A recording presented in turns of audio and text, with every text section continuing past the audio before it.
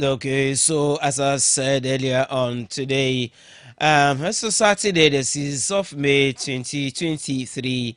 Na Timbiaya Mekansa on the occasion of my Mother's Day, which is a special occasion to mothers. Yana Dolly Parton. Dolly Parton, ne nyuma yana eme depa Timbia Mekai Sanyum na a special occasion for our mothers, no. My coat of many colors. My coat of many colors. Say nyuma. Dolly Parton. A boy ya ushe sena ochre hawa na oye akrana omoye so poor. But the mother encouragement or the man na oni bibi a obehye na eba se ewo se oko school ane ma me ye beka ne se entumago na wakeka sieni na was so together and different colors patches bebre wom ni ade chesa atete but ono no encouragement ane ma me de man ntino se so hye sa atade na oko school ankrofo hu na omo esere no but ono ne ma the encouragement ne nsema waka kire no susu nti ono hu ne se sa atare na ehye no no esom bosi obia atade ehye no enti sa encouragement no ema ne enya gidie surunku bi woni nkransha surunku bi woni mu a enam so ma ne be somebody special because of the encouraging words na ne mame the mano enti on this occasion of Mother's Day eba my coat of many colors, whatever it is, I cannot find it here, but whatever it is, no, I wish it's easier so that I could play it for our mothers on this special occasion. But I'll see what I can do if I can get it played. I'll let it flow so that you can listen to the words. A special, very special one for our mothers. Okay. Akrokro hine ewa ha Mr. Eric Abuaje for a very long time. I have not seen him, we've not met, but he looks the same. I saw him some months, if not years back. Mr. Abuaje Memoajo. Yeah. Na empum to say. Oh, send your body me have drew an woman.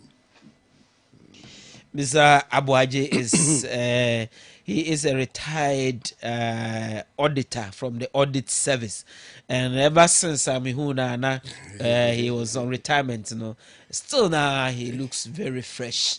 I just say Ohene Gyan. Until say single malt for nanka by now, yeah, he still looks very fresh. If you're boko there, Oh, be added. da obo ade ase. Oh, okay. Mother's Day. I'm saying Ochina Sunday. And Ochina Mother's Day, no. The following week. The following week. Oh, okay. Okay. We have a whole week to go. So Mother's Day, Drew, I will make it special for them. But and now you trans says Ghana Stars car service.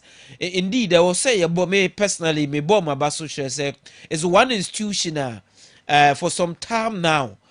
Quarterly report generate my data, something to work with as a nation.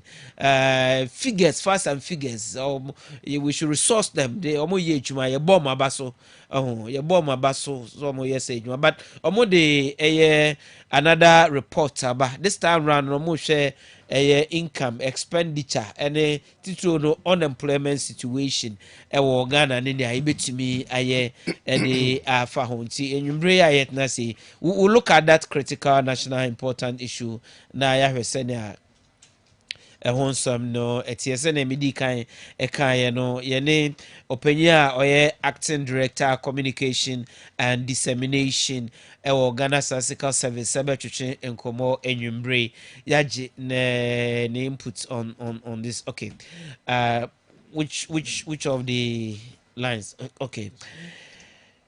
Okay, so we are fortunate we have him on the line. Dr. Johnson Owusu-Keja Memwajo. Lawyer, make your song in Mpacho na wumpom etisen. Nyamia dom, Yahoye. I'm gidi se mo so mo ye. Obadi adum ode yen kwa ache yen de na che se yen soso ye ho ye pa eje na ye ba won chen enwumbre de na ye ba bebisa se mu new survey a mo ye any report na aba abontin sisi no ne sunsan so e wode maye ne ho nsensem no etesen na yahwɛ sɛ suahunu bɛn nso so na yɛbɛtumi anya de afiri mu nti yɛnhyɛ aseɛ straight away membisa sɛ mu new wei a ɛyɛ 2022 annual household income and expenditure survey no bɛtumi abue ani kakra de ama yɛn ɛdɛn paa na ɛyɛ mo botaeɛ na na mo hyehyɛ dɛn na mo wieɛ no ɛdɛn ɛna mode to Ghanafoɔ anim. Yo, lawyer me da si bebre ene sa kwanya na me mfa sa kwanya so enchia ahwefo nyina na ne titru ye na Ghana fo ase esan se ye call mo nchen so no anu yi a ensembisa ye bisa ye anu yi a omde ma ye no na abo ya me abedru sa mre ya ama yetimi di sa nkomo yi sabi ye call ye no mo mwen ya nka me nye sure se nkomo ya ye be hwehwi e betumi akoso enti ye don wase bebre na me call wasem bisa no so no annual household income and expenditure survey program bi a said you can na ya de foforo ye shall say 2022 na ye botaye ye say ye be no up to 2024 until 2022 2023 2024 na ya hwempo say after 2024 no ye betimi asostenia esan say ye ko echi a eba enkuntabuo efa adwuma yesem ye broadcast ye kan labor statistics no enta man se o show so empen bebre no program bi a ya ye mfienum Ghana living standard survey and na se base ye sa adwuma die na ya pa kwanya bi na ya de bisa nsem bi ena eduro bi ebe ebre bi nso duru ho no ye be ye census ye be kan nipa then also enti between 5 years 10 years around ena ya na ye tanya sa data na mom sa annual household and income survey ya ye there ya dia obroni say ye panel survey because ya household no na ye call mo na so obi se so mo samo ye di o mo chia ye besa call mo so na so ebu so mo akopem say ye be wie adwuma die enti etima boan am ye hu obroni be say the mobility of labor ehwe say sabi omo a ewo adwuma no se wo sa ko mo na so bi mu a omo wo adwuma na say BBSC the BBSC ade enti na amna ko ba sa afide omo ni adwuma enti so survey na ye botaye pa de se ba boy am yanya data na yetimede a support through the computation of gross domestic product GDP a boy am hu said your production within the country na eno na ye take advantage say sakwanya bade a every quarter no ye nhwe ne mfa labor statistics so ka ho na ebasa every quarter bia no ye betimi edin sunsanso ya bra Ghana for na yetimi edi aboa ayi nsem bia no a ebetimi aboa ye mpunto mpanyinfoɔ ɛtae ɛka sɛ wopɛ sɛ ohu ɔman biara daakye a na wahwɛ sɛ mmerantewa ne mmabaawa a ɛwɔ saa ɔman no mu wɔn tebea ɛte sɛn in terms of edwuma ne wɔn ahokeka ne wei no sɛ wopɛ sɛ ohu ɔman biara future ɛno na ɛwɔ so hwɛ na yɛde mo third quarter labor force report no information bɛn ɛna mo gadaeɛ na buaeɛ no kakra kyerɛ na yɛhwɛ sɛ yɛ situation no sɛn na ɛno ɛteɛ. Yo, okay. Enti sɛ yɛka information ɛgadaeɛ deɛ a ɛyɛ bebree. Enti menyi ni yie sɛ ɛkwan bɛba mu ama yɛaka ne nyinaa ho nsɛm ɛwɔ ha. Okay, the final outcome of the survey na moyɛyɛ no in terms of percentages na wei no ɛyɛ sɛ mo conclusion no kɔyɛɛ sɛn. Ɛno na meka no sɛ conclusions no deɛ yɛbɛnya asuadeɛ bebree na ɛwɔ mu na ɛno no ɛbrɛ mma kwan ma yɛntumi nka ne nyinaa wɔ ha.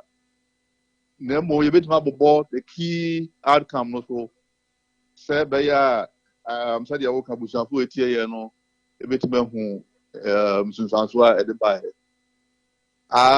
Okay, for instance, if you say 1.76 million youth unemployed, ɛyɛ ayɛmhyehyɛ ɛde ma obi biara ɔwɔ ɔman nti yɛpɛ sɛ yɛhu sɛ saa ne teɛ na ɛte saa farebae no ɛyɛ den na yɛhu farebae no nso so a yɛkɔ yɛnim no ɛdɛn na yɛbɛyɛ sɛ ɔman a yɛbɛtumi asi ano anaa yɛbɛbrɛ ano mpo aseɛ.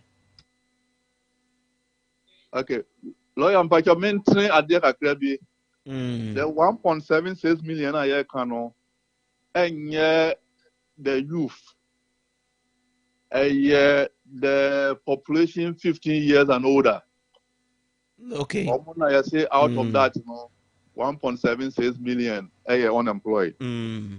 Okay. Na sɛ yɛka youth no deɛ na mmom dodoɔ naa nso akɔyɛ youth na mmeranteɛ no mabaawa sɛdeɛ yɛdefine no wɔ ha no ɛyɛ wɔn a ɛyɛ between ages 15 and 35. Saa na yɛn mmara no define youth no wɔn a ɛdi mfie between 15 and 35 no na wɔn no yɛ about 1.2 million ɛna ɛyɛ unemployed. Na yɛka sɛ obi ɛyɛ unemployed a na kyerɛ sɛ yɛhwɛ sɛ nipa no ɔni adwuma ɛberɛ a yɛkɔɔ ne nan so no ma menka nso so sɛ mmerɛ biara no yɛwɔ period a yɛka ho asɛm nti mmerɛ biara sɛ yɛputu no into the right context sɛdeɛ na wodi ka kyerɛkyerɛ mu no yɛdi kan de quarter 1 quarter 2 report abɛto dwadada nti wei a yɛkan yɛ quarter 3 nti quarter 3 no yɛ the period between July 2022 and September 2022 nti saa na yɛka sɛ saa mmerɛ no mu no yɛhwehwɛ mu no kyerɛ sɛ about 1.76 million were unemployed na yɛka saa na kyerɛ sɛ saa nipa no within that period na oni adwuma na ɔyɛ available so sɛ onya adwuma a ɔbɛyɛ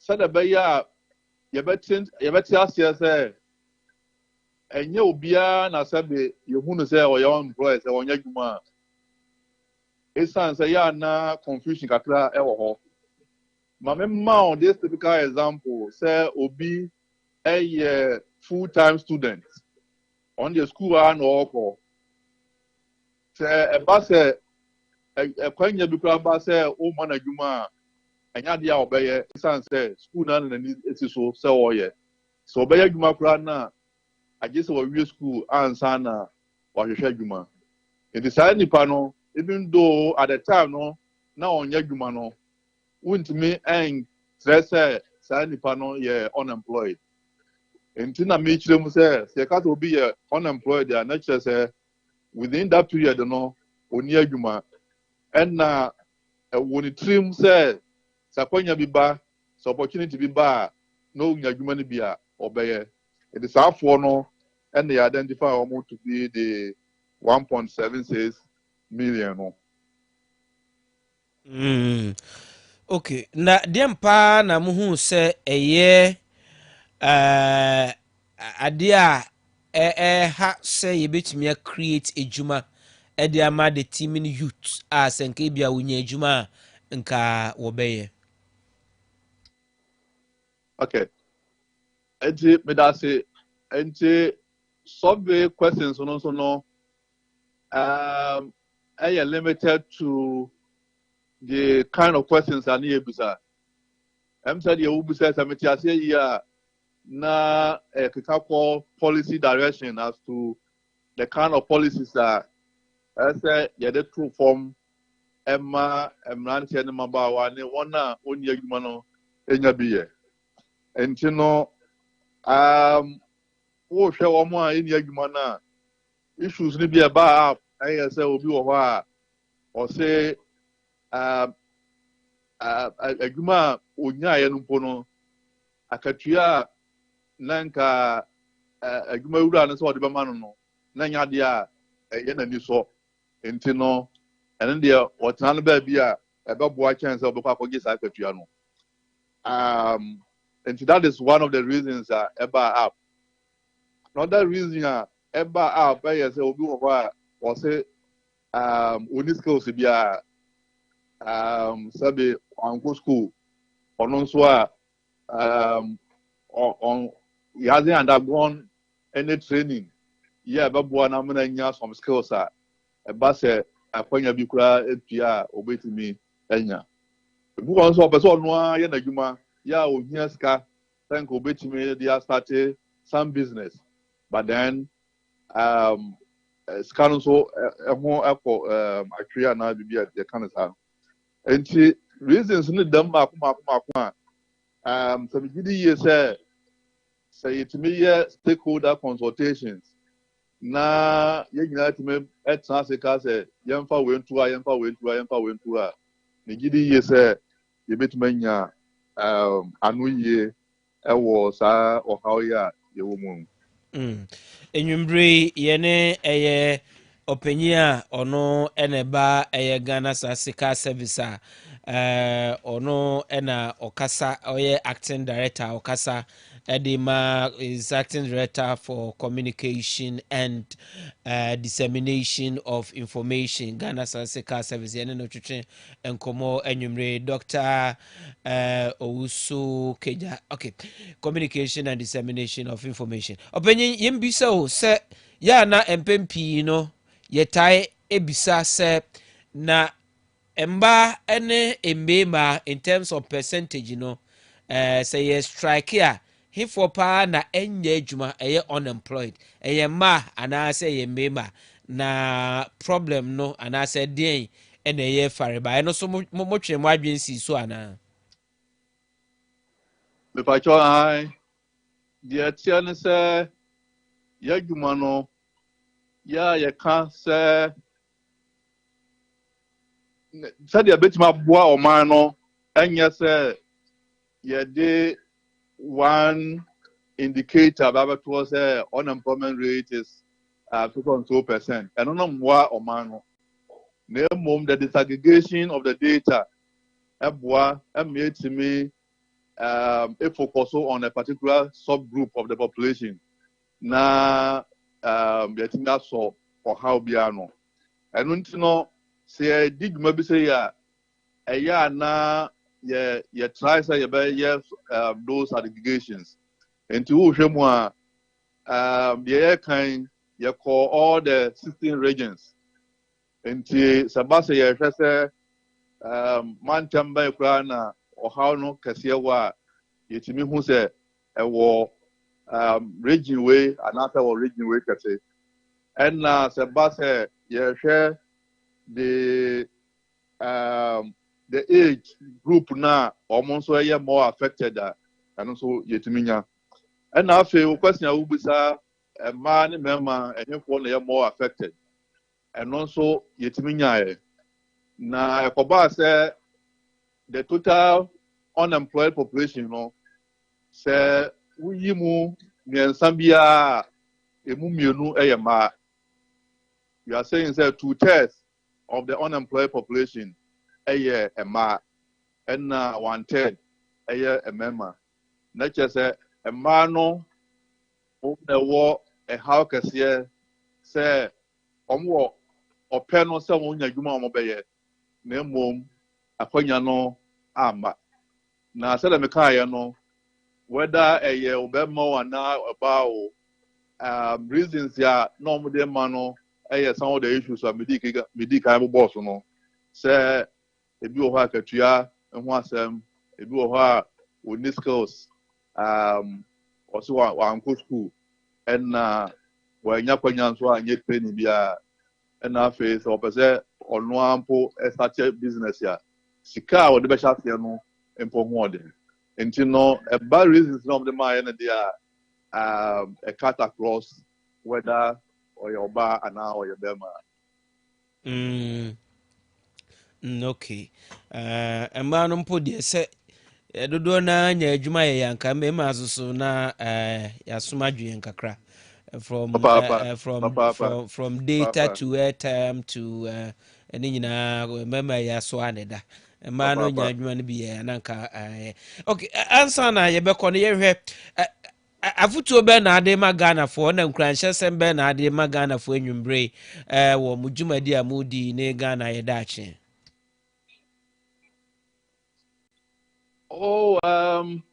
Ghana for in general there I'm say your best Ghana Satellite Service ya debia ya bomb na so ebegi data esan say data no statistical information no eboyen ema ye hu say e fa hen na ye wo ase oman na se sia anso ye gina be che sen na ba bia ye kɔ no ye be dan yakɔ this ye ni statistical information a pen bebre no ya na den say obetimi this argument e ba sa argument ye du bia na be guess work nti ye be say abere bring nyina no ye ba omna so a ombeboa yan na information bia ye hwehwɛ no omotimi dia ma yan amya so ye nya bia aka kire Ghana for na me ka bia mu a na policy makers and so ya de said ye say enhwemu a ye ya de bu so so abai ya omso be taking no up na ye omso betimi aye afa ho bia no mimi so suye mu no me think say that make no yetimi ye stakeholder consultations na ye say asoman den ne dan na ye de gu akwa mu a ye betimi aso sa unemployment issues ya ano me think say yes ababua me nyi ni ye say asoye ba ko ebetimi adiguma no am ya successful esan say sasoye bi yes odiguma bi a bia na ehun sunsaso no enso akoketi problem ma others enti me fin say ye nyina ka etibom na ye hu say de ye nya ebeboa papa na me ka ne sanso no na me ka say ade kese a ye hu ya me fin say ye yam hye kakra ye say a lot of even dodona about 11 million population na so mu adwuma no they are into what we call vulnerable employment. And it's a who say 11 million and in quarter 3 no more yaguma. But say Tracy will come back to quarter 1, quarter 2 who say nipa 7.5 million per and almost sustaining almost employment status. And out of the 11 million, 7.5 million and consistently now employed. About 3.5 million of them who say consistent. Until no juma a call quarter 2 na juma say about quarter 3 na the process. Until no nina ya dia your far report no ye video ye be hu say enema dodo ahodo wo mu a ebetuma boa policy decision making amma me fin say ebetumi ati o ha ya no kakra Yene opinion Joseph Owusu Keja, Acting Director Communication and Dissemination Ghana Sasika Service na Chuchin Komo Enyumbre opinion yebeda ase enyumbre send the more cancer stakeholder consultation e ho hia pa ye na ka ndia obesha ase no ama yetimi akọ consultation na aka ba yebehwe na na ebetimi aye se sabre de politicians no obi aso ehye enti wo frɛ sa meeting no cry bia na but at the right time sure say as a nation no we are very critical because data send our cano ehia pa say betimi ama ya formulate the appropriate policies and programs for a better Ghana for all of us ye da mo asem repair be say atwetwe nkomo biem That's it. okay Yes, that was it.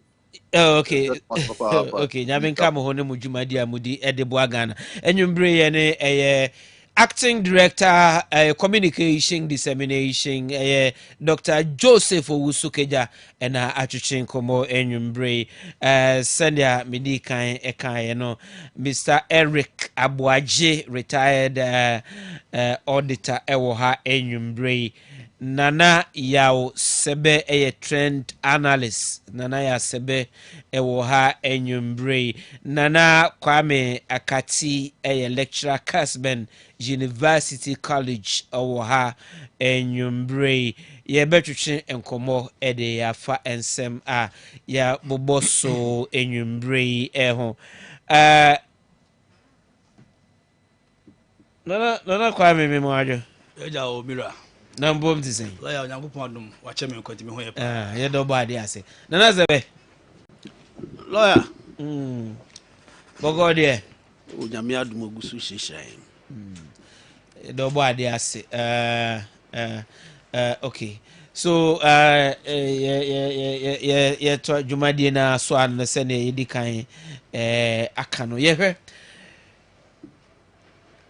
now yes say in free me say in free akrokro you know na bibisa akrokro ye share ya check but this week adiba kwa aye topical issue yaka ho asema the various aspirants our contest so NDC prepare say obekwa akoto abayi nipa kra obegina party nanem as the flag bearer for the party parliamentary candidates wonso so wo ogba pro Uber New Patriotic Party so a declaration so no ba na eba this week the any they are prominent the vice president himself I'll call any majority in parliament kushia kokos kushia or the two one and him say indeed so very soon is going to declare that is going to stand. Of course obi him say no he will stand God willing. Share our political temperature in respect of these political activities. Ghana had yen shed the ni season be a politics. Ye two about we had the chipany frase. Na edu baby a nata ebra ye beto ba no beso a. Na se epiki kakra na obi a ho pre no obi a pebi. Nemum de ema eye yi kese ne se emfie na no beso a. Na ya na edi enema bebre ba. Na wo hwe enem sima abesene ko in recent past over selection, election, whatever, acclamation of our political leaders. No? And pen bebre or and uncofu be bonyo so papa. Oh, share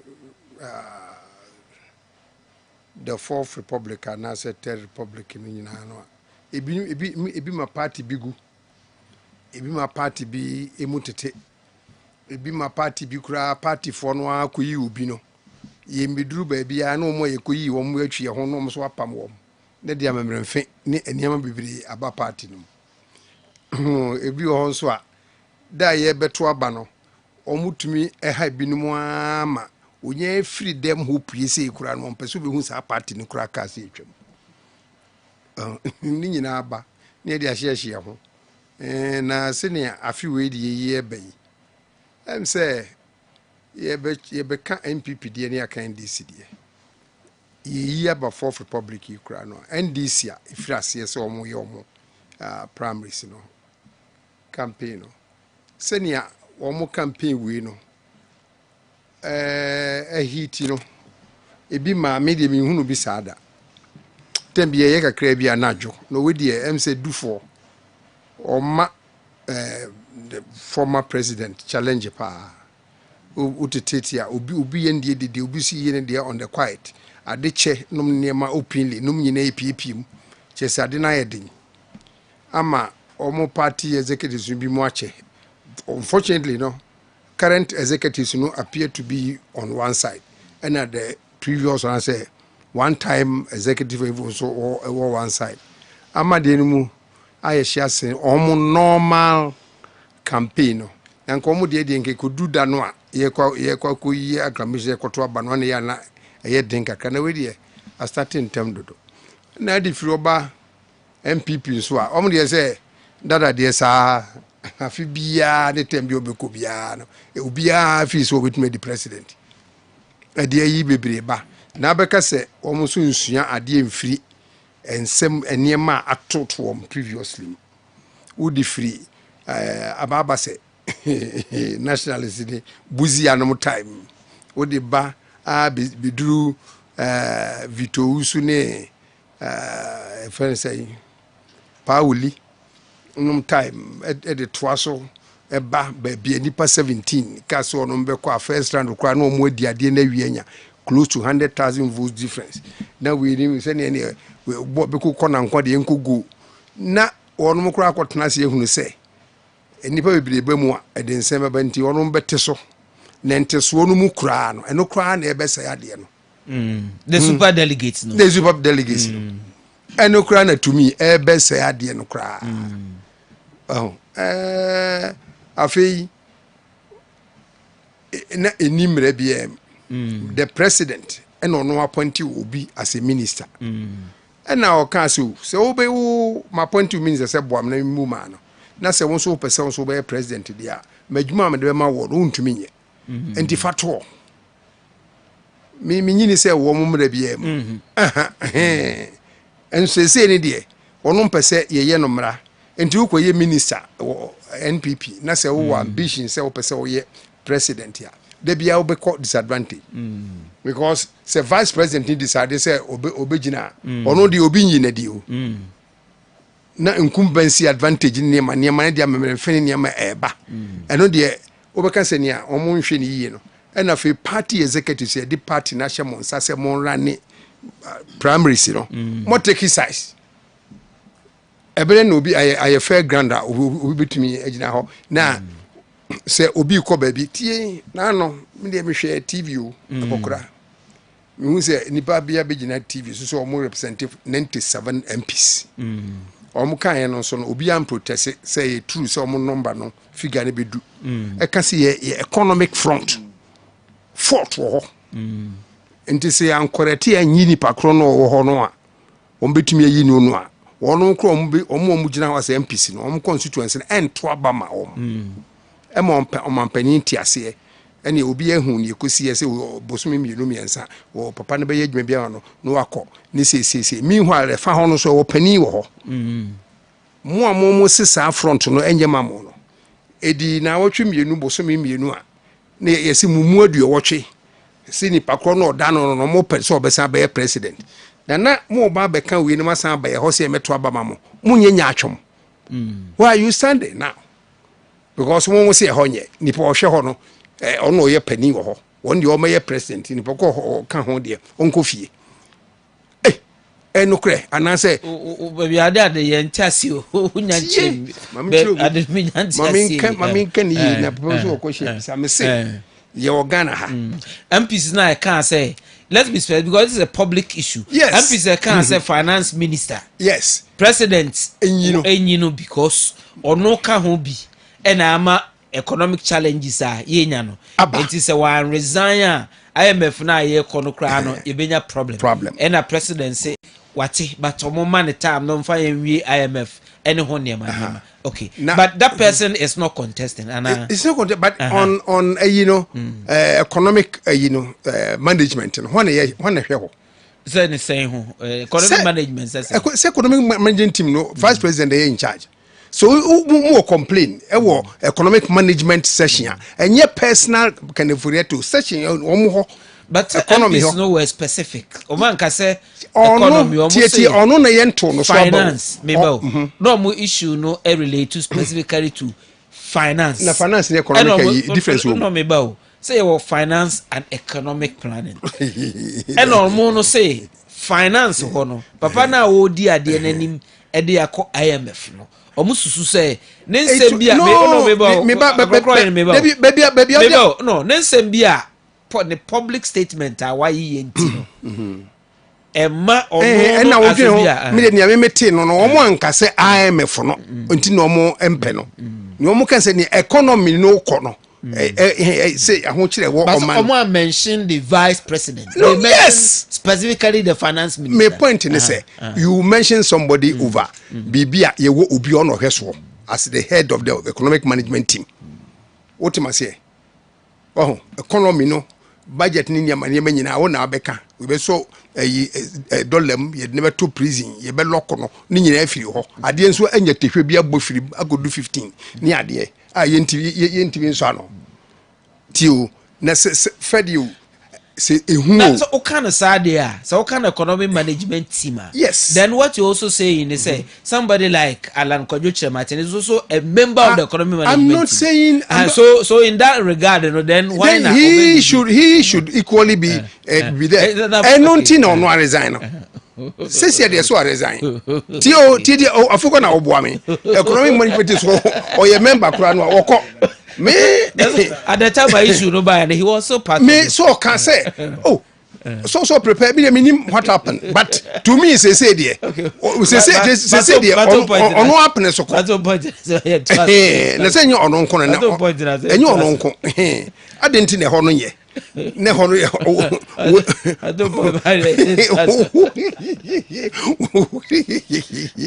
eti rodo die baby ana dey finance baba for the yanko what me fa baby a what say yanko so because baby a wo dey be shame sentence ade be shame bia me mant enkofo no protest no omo nka say IMF oh they were specific on good media me tea and omo yi they were very specific say baby yi no kono anye sa won mo kra no constituency kra nto abama wo later no omo ye a lot of press conferences keka we no mina and this alanche matin ka ho na awie no so kofi fine okay hold me ni asem ebi ni ntimbese filled no it should be yes because they say me a vice president I still remain the vice president I also obi ama me the necessary respect me ko baby na me ka josi ko jamia no but akrokro no kind of sir president Kufuor time there was a certain vice president of all the incumbency advantages ana owo no he went for a contest but you figures are debi asma me can say what is good for we know good for obi of course and we na aba party no so any regulation say we minister that's what person call challenge president here also jai no out of your own na ono president ono pointy wo no ono say ko for explain say untimi nye madwuma ensa nye wadwuma nti fa madwuma nto ma me nti ono kwa na yi ono madie nti enye mra da ho na mpesem che se sa na tie die se bi betenam ne bi be kofie die nko mo betenam obi ope so ko epani bi on kofie no nko ne campaign no mra okay na so say wa wo peso ye bia me ma resign ye mienu no bom se ne adaachi obi ntimi nko ka bi me na me say that we no omo resign won supporters na wo push won say ebinum supporters last year crowd no so won resign na won bra no ntimi ni omo nye ejuma actually no omo chechire mu e wo radio so ebinum say enye say ejuma no won be yo so omo say omo wo aban no na aban no nko yie nti omo ntwe omo ho mfiri ho okay na daachi bi omo ka sem omo nya bi aka ebinum so say so on benya full time dia ye me dia me ka no me nkan gensi obi me say park no be ye say kotokode na de machine atwa park no so no obi abobo no ka say me na kotwi baby that's I come back to your crocro hine it has me corner na ya sebe on this same issue na yeah the political atmosphere oh lawyer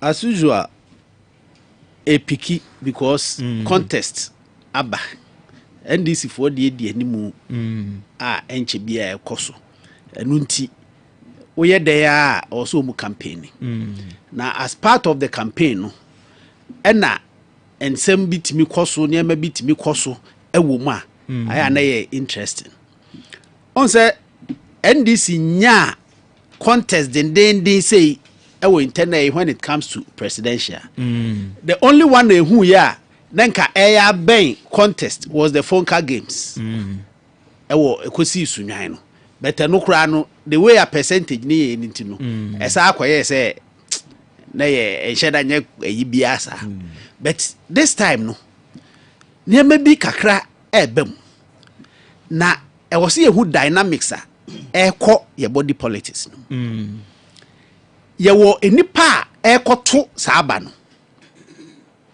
ene ye wo nipa ye hu wo mabonten ti wo mu nkate wo mu kasa enipa ekoto saaba na obi a vote ye baako na account no omu dosu pa omu twam 300,000 but oma wo beti wo mu nkase ye so national executive or ye regional executive or ye constituency executive we na enunti utimi wo mu nka radio so ti wo mu nka TV so eti wo mu nka o kasa bia ye no but odu ward NDC de odu ward level na obi o ho kra no on kasa radio so da obi am friend TV so obi am fa no enye but omu vote no so e wo so chen omu wa no it is one hwe ye nese ye koyeso ya tuadi wachi oh ye de declare ma wa one hwe ye fanse bi obi ye member of parliament oso akodi ma that's an nkrofo nyina fi se ba bia wo de bia bibi nti na ne nam hade a na nya ho ne no bekọ a eye one against nipa bebre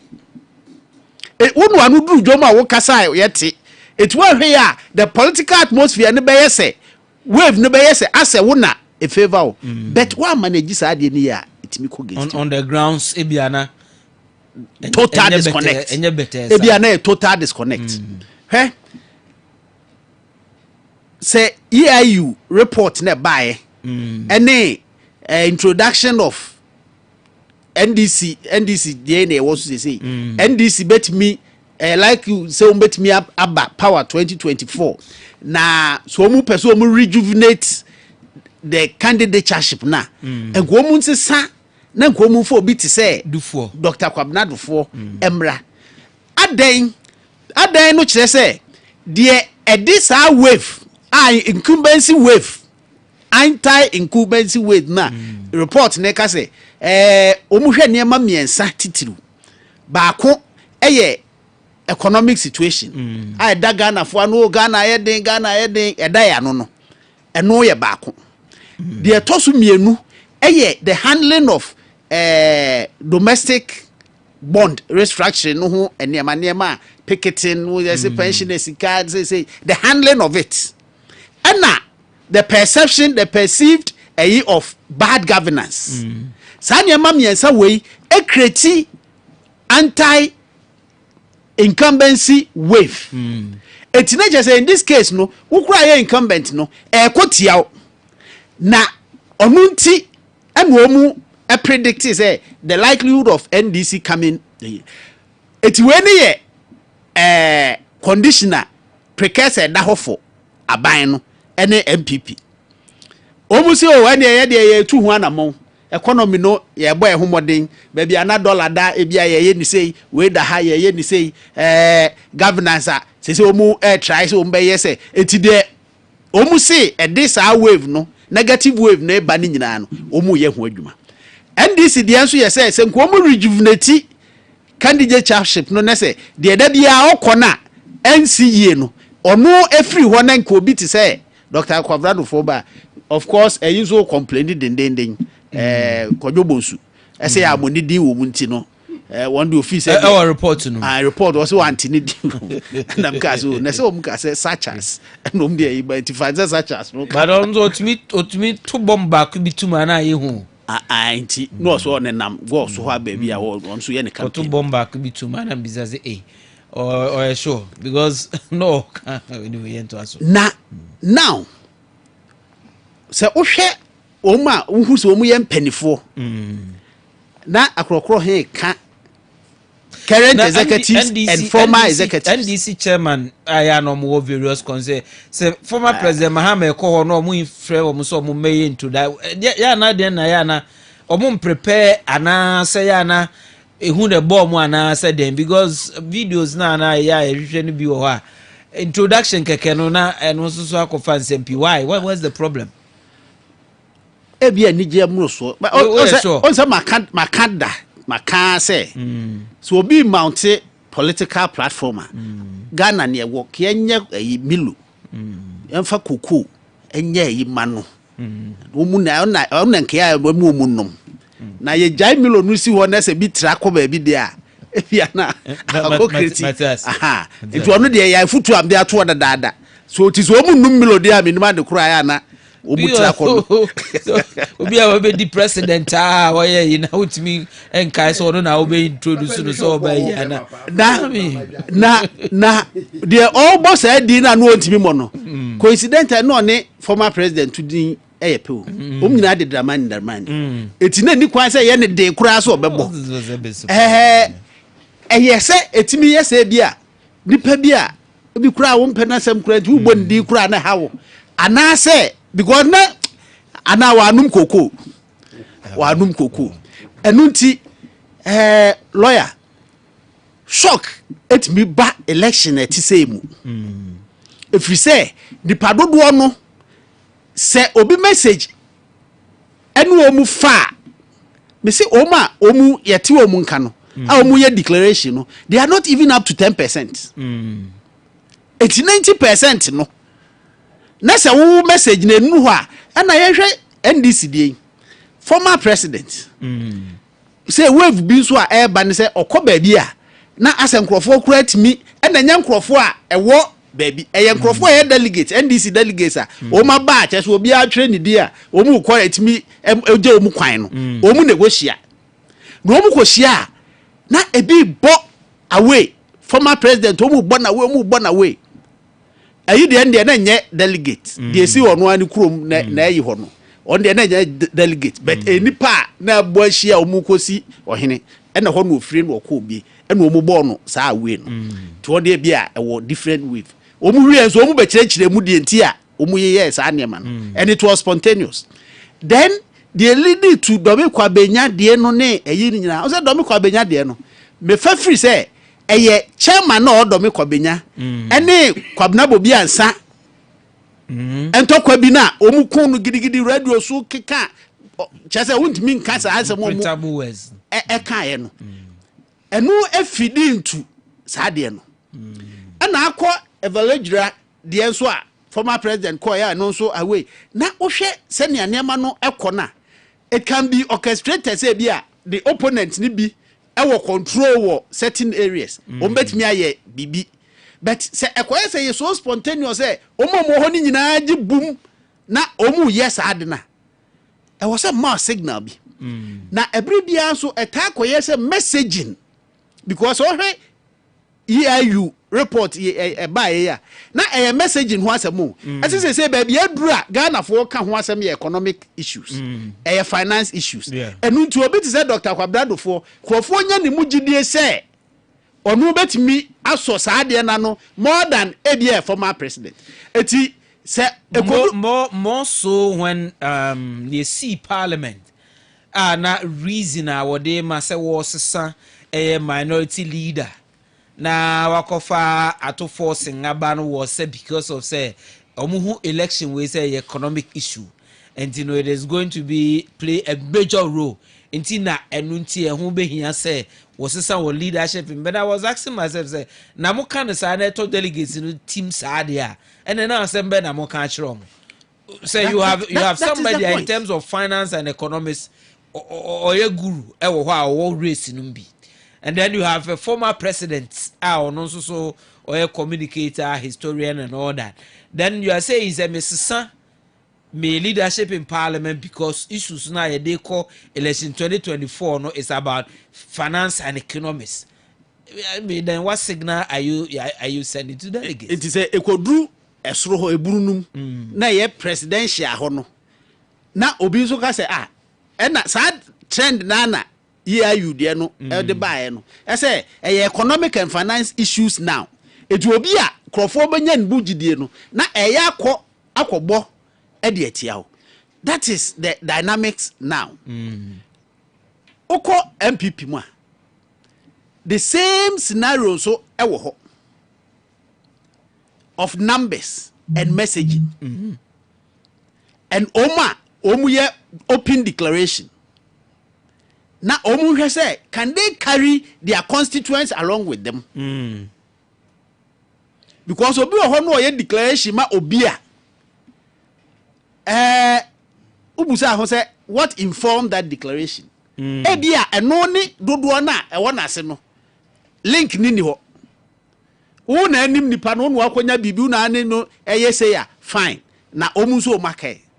Etinye de bibia na wo say niam bi wo ho baakofo bi agigita o mani ase ye sa niam no. The local dynamics say ho de afa no mu obi declare so obekọ.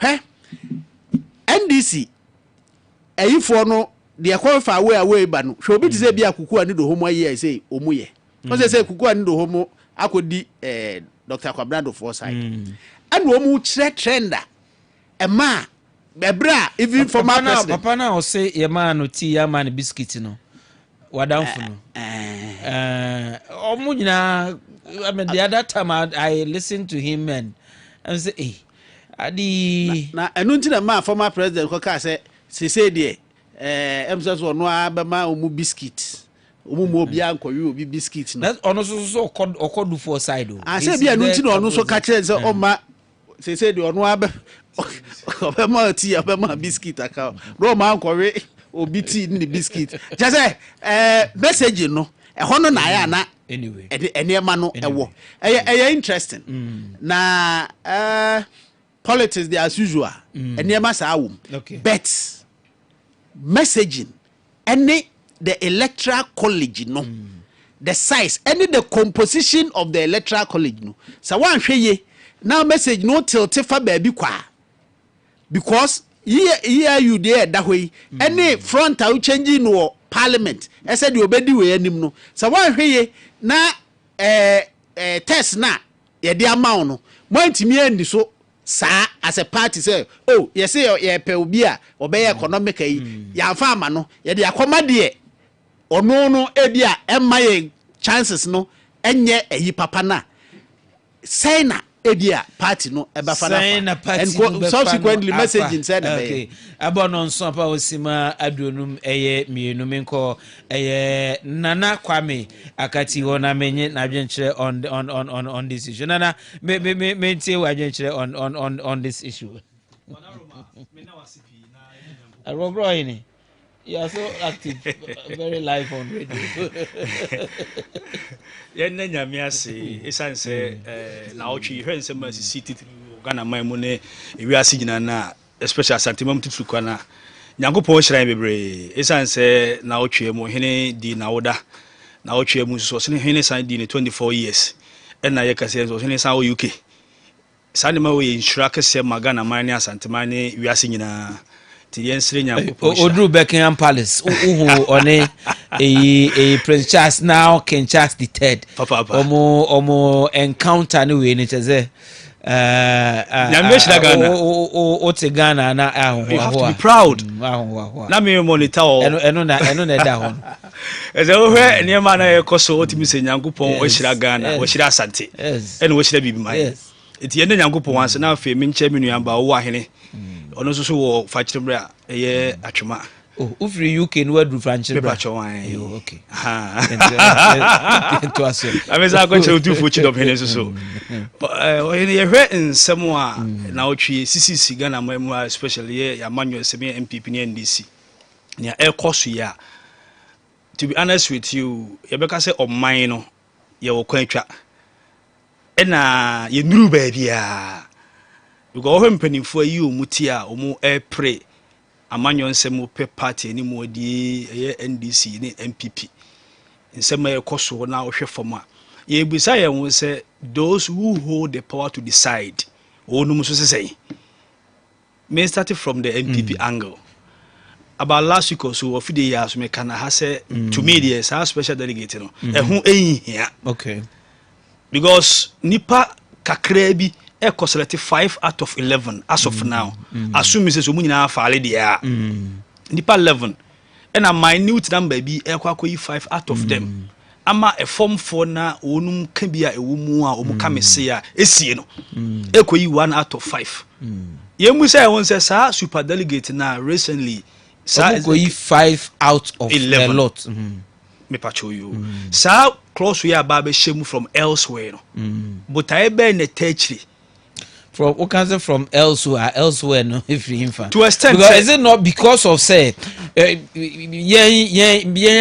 radio so one our political analysts, yes, one our social commentators, and after they are Cromford doing some fallout nearby in the 2008 election. Say they see play out, and I know be a suggest say one when you now could number be a supia. Yeah, now managing it in a problem. Yes. And in a motor to adjust almost best practices elsewhere near the US and many other places where they drew baby and then few because select college now must even number down so that NMA mukofa sa amendment by now abayes idea now you also say some mukofa free baby the abeshim no then I should picture it well for you. Which way should the party go? To me, me who say yen Ghana and democracy as you use the word US for no, ye no more level no. Because they believe in policies and the way a man or select or more reps in terms of party issues no, as compared to Ghana, yen fishisha. Because who kwako 5 out of 11. Me use the word from elsewhere. Who tie form 4 near my air caution. It tells you say it doesn't augur well for them. Because those people have spoken with because of the envelope. And the minimum number. No, that's what I mean. We say we can use the word because of envelope. It's open secret. But the issue they say why in a form for the pedestal for no. Why don't we select to mudo my bread a form for? Oh, Samu. Me pacho why. Senka party ni betumi atoto mu ne year. They should leave it astray. Na a form for now selecting pipe representative government and yes say always no no what to aba ediama obi from Abia at the constituency level, yes, because of GDA represent at the constituency level. So represent at the constituency level near say nipa 11 or no enko na onko selection based on GDA wanya ni mu a one transit suppose we say then there's a problem. Then how say Kenya is so going to be say MPP ni bia or MPP card member bia anko to be because delegates now waka so omu di ya no the MPP for so omu so di ya says delegates ya omu so beka akoto finally no omu so benya bibia they also not get anything. And at every level no you have people who might not be happy because of BB. Me know ya to some extent. Ohene the issue ni say sa nipa bebrebe ya omu nipa bi no man trust wo mu tumi anase omu gidi omu in terms of constituency representatives. No omu ko select minute number bi e dey abama masses na select one out of the rest you know. If so there why don't you leave it for them? Nanka wo mu nu nkoyi nipa omu fi say better na Cadbury member bia o ye onya kwan to aba no bi eno na also mu introduce to I mean appropriate time no so, because obviously agrogro in say you need capacity to organize. It's not the same reason Tina or yes say selecting bra 5 so that we can manage the size when all the larger constituents you know about 200 and something thousand and no so will be able to be there. So also ko select sa minute number no. What do you use the word minute? Because 5 out of whatever number. I'm not talking of 5 out of the 11 no. I'm talking of sa super delegate no mo kwa yi the 5 no e dey aba masses no enya kwa ewura mu no. One American one hour koto you know special super delegate koto super delegate ni we are one of the final determination no don't use the word masses because omo so a minute number of MPP supporters. Okay but the whole position 6.5 million. Yes. However some of also represent MPP no at the polling station level.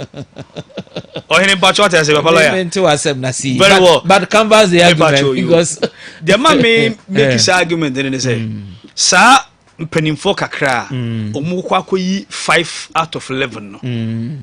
Ye hu se wo no mo no affiliate be na omu kwa ko select sa 5 na free mo.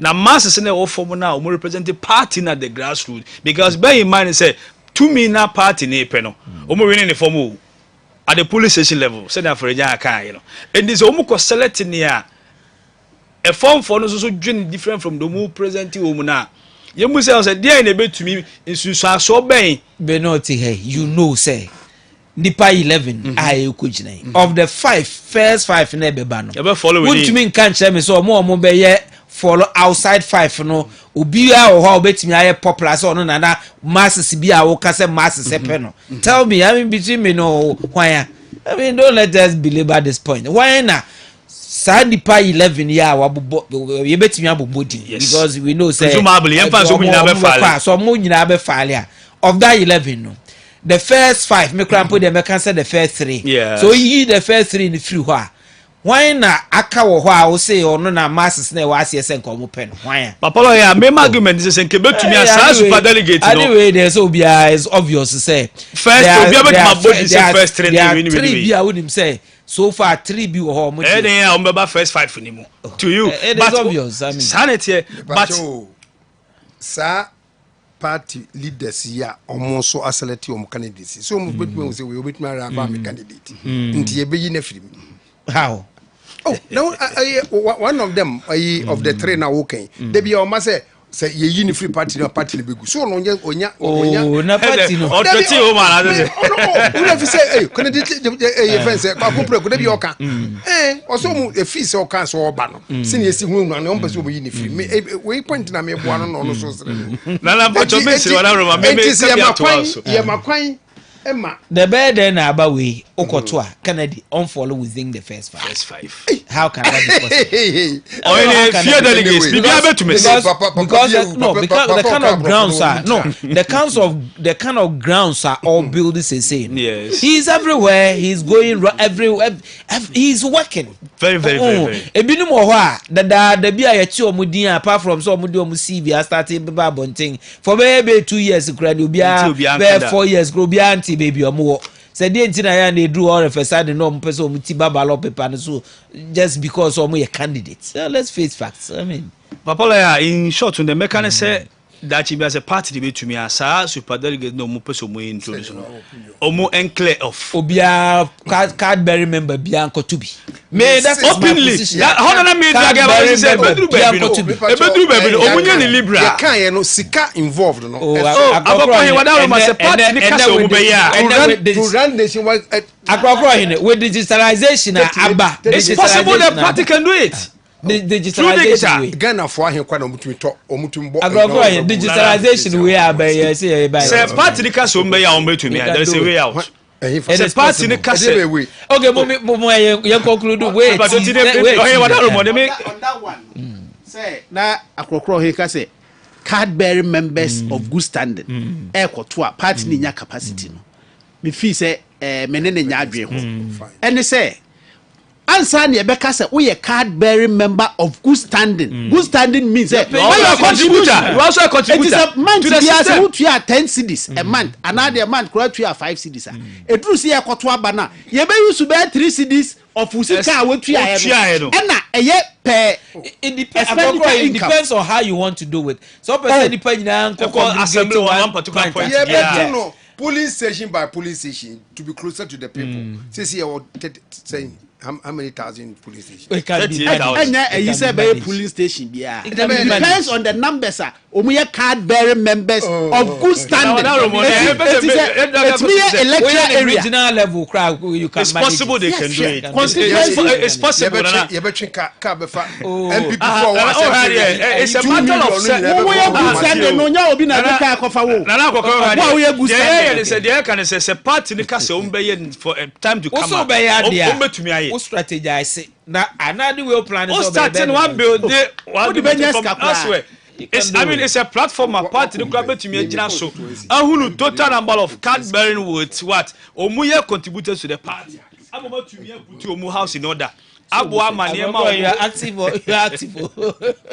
edi baba la ya de make an say that be a party no nhwe sa honum ni yi no mu to mu fie yi say ne be ya emfa ne ma bi emmama enko fancy so bi ma on the issue of NDC wada Roma kakameka ho ne say party no abie puno ato ho nipa ma peke form so ma fale omo introduce omo nsema omo nam omo amu e to amamfo anim delegates once again they appeal to them say omo nhwe nipa onum susu say omo yi ni ma omo party na ebeboa omo betima make impact go Ghana man na ye hihye no enye NDC dia enye MPP dia eye nyina na ye dia but delegate no omo ntie nsema omo nkofo no ade to abonten no omo select ne omo feel say we ni nipa e betima make impact emfa won say bia e follow on dufo na John Mahama obviously said na wo kan head ya ba ku bi ho no mo a omu hu se bia we dey like so bit medin kunim but the question is say omu koyi sa nipa omu ekoyi na ani bia all ba be omu say John Mahama, former President Mahama, a presumptive candidate.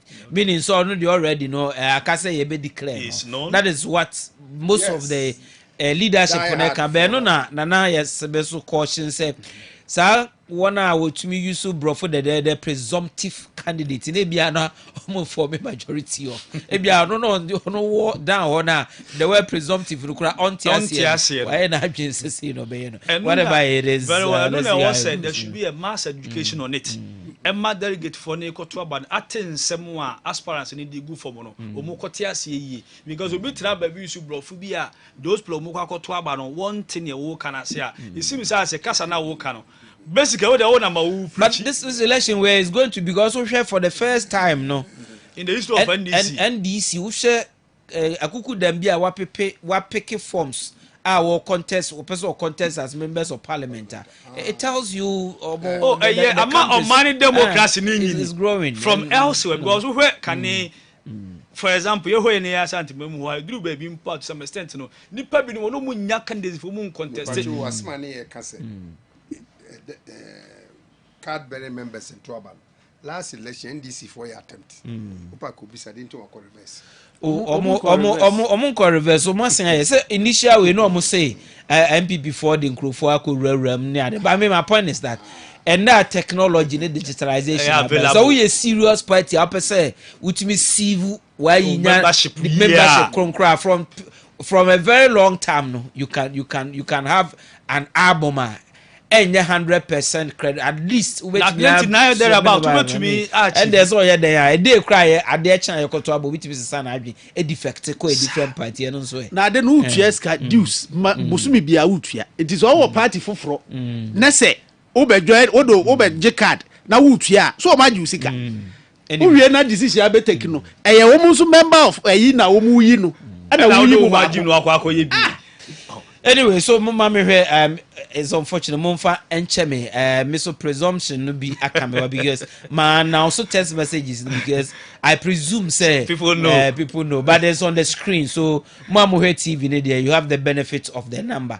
Mamo 80 radio no so no number no 0551 which of them crowd 444-933 no 0551-599-933 is the line 0551-599-933 is the line. You can send us a text message or a WhatsApp message 0551-599-933 just send us a message. But one I already know numbers now you can send the messages, so let me read a few of them and I'll come back to the studio. Teacher Kujo Tepa Anyina Ususu says greetings to Dr. Alaj Mahmoud Baumia, the Vice President of Ghana. The NDC party, which is likely to be led by former President Mahama, should know that Ghanaians have voted him out, so no words that he will use to tarnish the image of the current government will bring him to power in 2024 because he has already been rejected by Ghanaians already. Okay, this one is coming from where you know opening.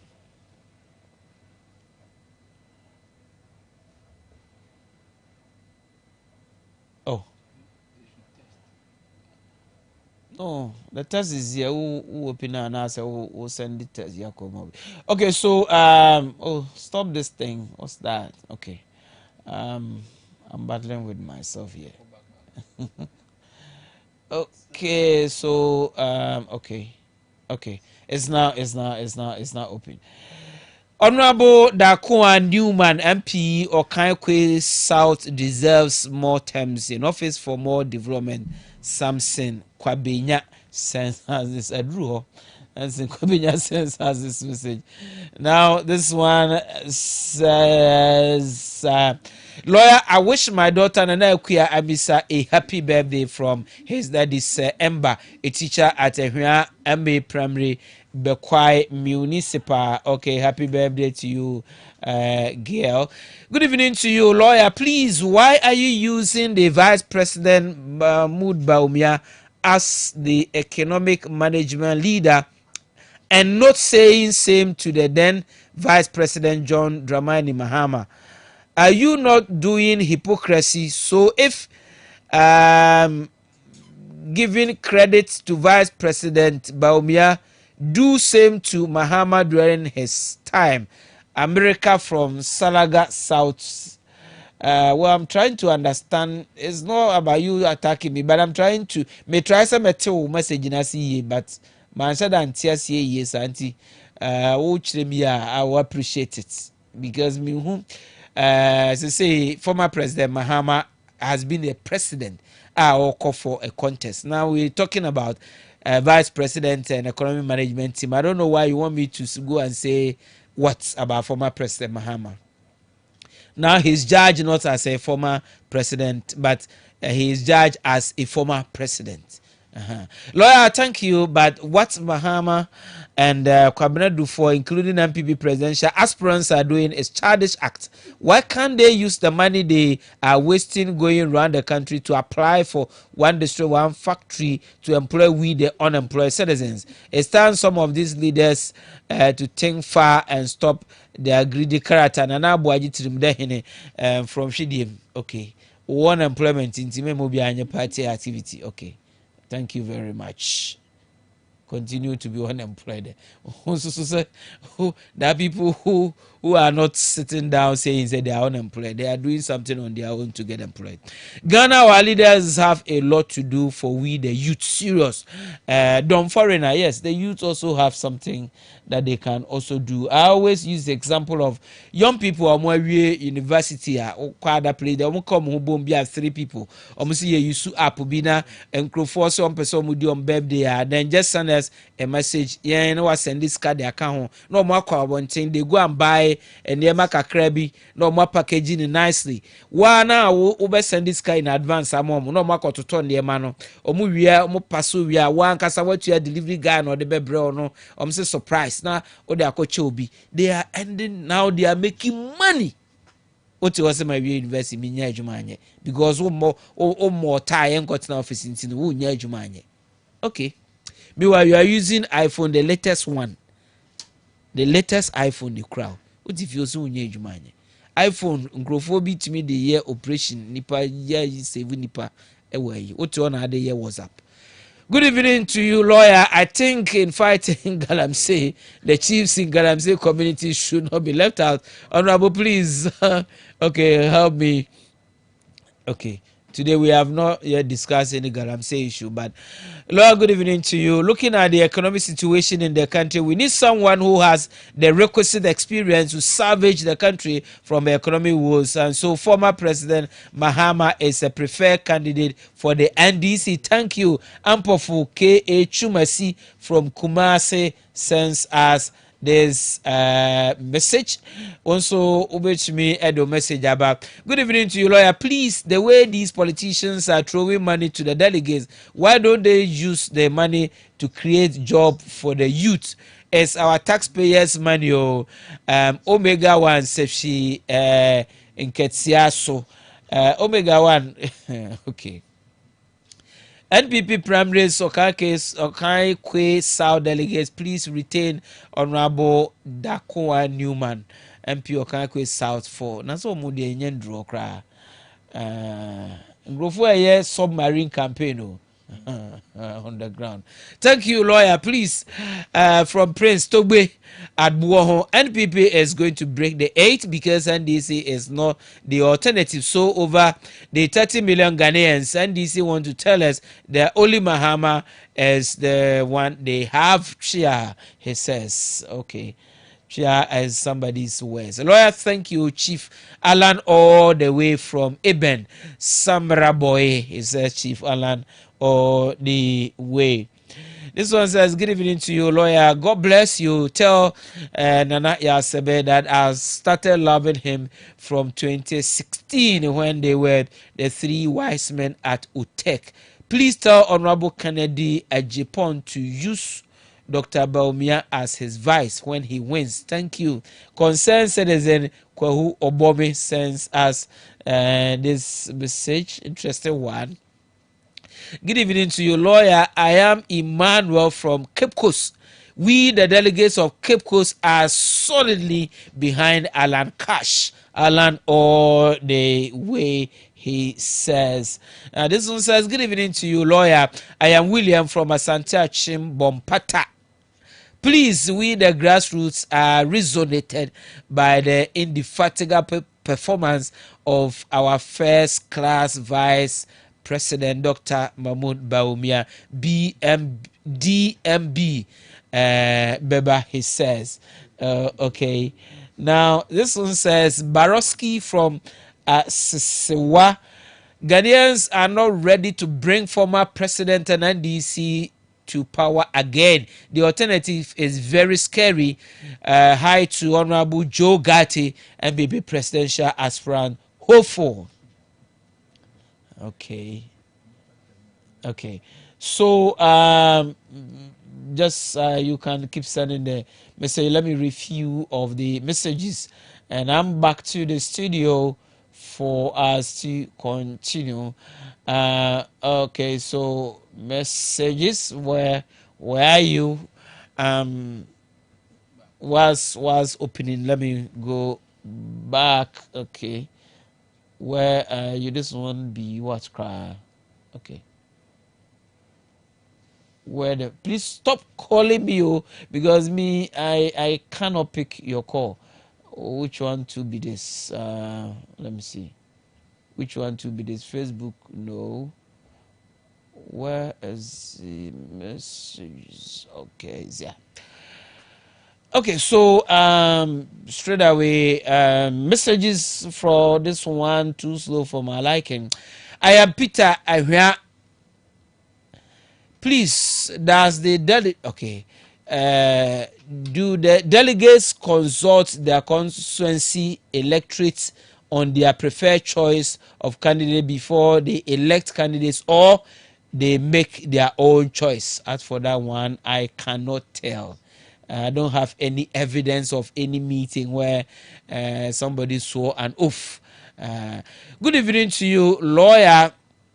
Tell Offer that anything that you plan well, you can do it. Let some people plan well and they'll be able to do it. Foster from Dawenya sends us this message. Then I'm sure the message didn't come from Dawenya. Maybe I'm in a machine here. Lawyer, good evening to you. Tell Offer that anything that you plan well, you can do it. Let them people plan well and they will be able to do it. Foster from Dawenya. Okay. So this one also says message appear. Okay.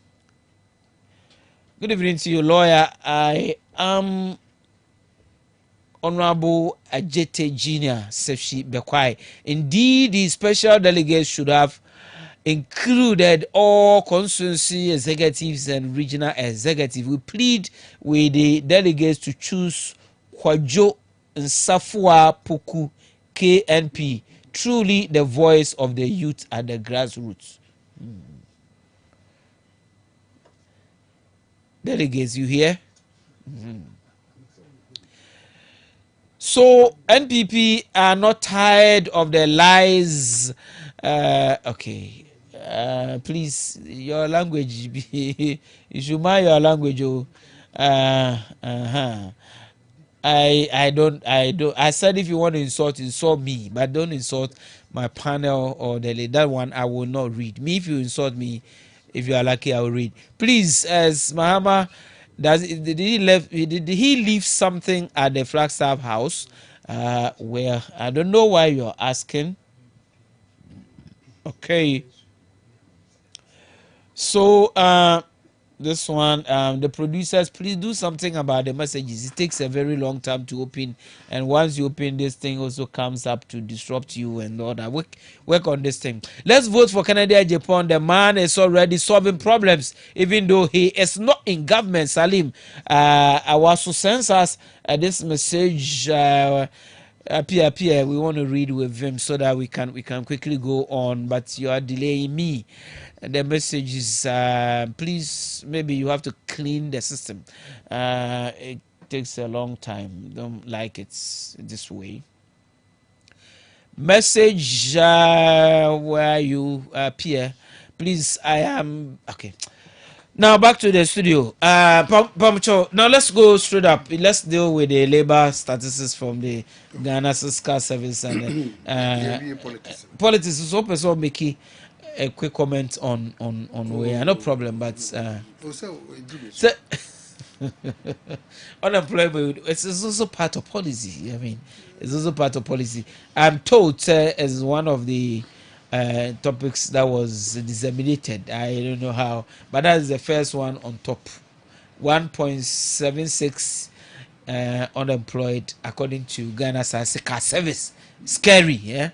But let's see what else. Or let's kill it because we are left with about 30 minutes to end the show. So let's deal with the political thing, and then we'll find time next week to deal with this Ghana Car Service. Nana, lawyer. yes. Labor. No. Yes. Oh, hear me. Now, my first point, and they say, institution na a year, say you say a Ghana institution, Ghana government. Account system no Yeah, constitutionally euphonia nti enya there taxpayers money and the d say adwumadi no nti mempe se ebeye se asa afa ne ekope stakeholders engagement. It ought to be there. I was say hu hia ye nyina na who is looking at the dashboard no politics, governance. It is any what jai obi say who expects to obey bibi. Say one share I inspect na one way I won't yet the SSY. Say obi a minister. Not report say a bar. I was say a can't almost a you. The affair hono I was so the woodma. Na de nko head dashboard no so no ehwe say e de na uyusu saa information no e de ye dashboard na hobby I was say oh sana no must be because there used to be monitoring and evaluation. It's no longer I don't know, it's been maybe I feel soon somewhere else, but as in the form na no yes our form na kra, but beyond that and chief of staff mo office no eye mandated say otimi throw bia at any time maybe oye na yemu ehonso omo enti sa identity say me say the all can no e na mama ka we o e say asa afa na all pay stakeholders engagement e was say stakeholders engagement eye adwuma say nye omo akro omo ye yi na de ohwe big larger picture no ohwe say ye disika e na ye enti was say because say o use sa information na aboa ye nyina figures na obobo no 15 upwards and was say omu pese ombeye adwuma and omu capture the person obey adwuma onye employable na oni bibia obetimi dia ye bibia be ye nti anasesen also ochrem so bi so ha no person highly educated un said that now there are people who feel say when you the first degree adwuma a open no ye nti no or board degrees na agu ana say or chance ni party bar now. I mean there are people who are almost nkwa no musuo omunye ready so be you they only learning because a bar be do point say the onye employ asenia who employ na onye employable bi no there must be something na I was say the ye identify as ankrofo no obi wo ho a na dwe ne say oni skill bia but e bia obetumi afiti somewhere and now man bibi kakra bia a week or 2 weeks training kura ebetumi am na nya confidence ewura ba bia obeye bibia am na yi eti dodo sen ene enya a omu saa dade ene ede ye omu okay yanhwe omu so a omu ye underemployed obi wo ho a uhu ne so oye adwuma ne but de oye no enye ho kura na ose nkowo ana ne capacity a ekura no nya ho adwuma no oye eti si identify saa eyi no a etimi boa me boost productivity he ye wo omu so a ebia wo de emfa TV reality shows ibi mentor ne saa ne ma no obi nya opportunity se sia akọ se bosu me kura na okodi wo ho a refine no etimi refine no completely after the obehu ana wabe professional wo ba bia onya asa opportunity 1 month pe no eti ede na kire say si e create opportunity ma enipa bia o mu ni confidence o mbetimi aye bibia o mu ntimi nye na yen san hwe nkodru point say the attitude that ye wo say di wura adwuma mu no he concept bia eba smart concept me kai say this time na minister yi bia no o can smart na me kai say ade ya wo ye enye say smart concept na bia ka ene de ehu ne say so obi ko virtual say bia betting oni say si a wote ho game ne ebo na o ye yi a o ma na dwuma na aka so obetua ne ka na wotwe kura onya adaje ntwen onya etu visa kanina na utimi atwa application ye for adwuma so da probation na bi kura 3 months ansa na ya regularize no ene sa virtual foi or you ready so obekọ into that onya adwuma no kura because see ye bobo na na ogina ho na ne say see you so na pre me I mean mechanics bi any carpenters bi a omo nkura na omo like omo titi omo apprentice ni omo nyina ajaye because adabe no no besua fit of so o delay o ko betting my ye youth no e ban orientation na ehu you serious be quick money adabe na o ze no ya apprentice na adabe no be pon o say omo nya nkrofo kra enche omo adwuma o ko ye my bet crack on the baby cry simple enu nti se ye jaima ye bu ya nigu saa ne ma no so a ebedu ba bi na sei enipa dodo na bet eda ewo ho Ghanaians are lazy we na Ghana mran youth na eba no ufa na juma o do data nyina be ye WhatsApp TikTok wan ya hwe Nigeria move data no dem confirm akwa knowledge nkan knowledge kakra no wo no o de nyina be ye TikTok na lawyer o wi a wo say ye wi a ehu onim de ehu ade num he onim say ye wo nipa ba obi ba ho na nipa kro no wo be providing the service